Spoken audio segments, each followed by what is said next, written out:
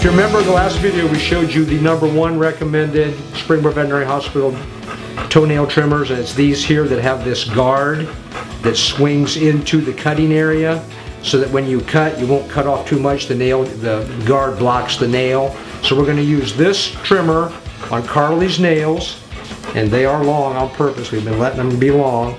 And you just put the nail on there into the guard and snip it. And you see it doesn't cut off very much, so you just do it again. And you just keep doing that with the guard up, and you won't cut off too much. So that looks much better. Now, as we do these nails, you have to remember that there is a vein, a blood vein that comes out to near the tip. So if you cut off, for example, like that, that will bleed so badly it'll be very hard to stop. So you always have to make sure that you're just cutting down at the tip area and using the guard on these toenail trimmers. So because dogs do move around a lot, and even though you are using these approved trimmers that have a guard on them, you are inevitably, as the dog moves or whatever, going to make them bleed a little bit. So if you do that, you cut off too much of this nail, you just take this stuff here called Quick Stop or Steptic powder.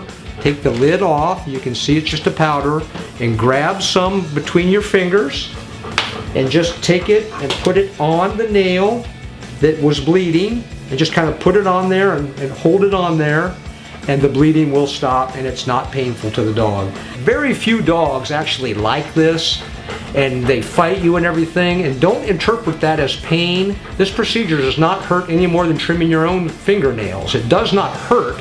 Dogs just don't like to be manipulated down around their nails and their paws, so don't think you're hurting them. And even if you nip them a little bit and make it bleed, you have to put that powder on, that doesn't hurt either.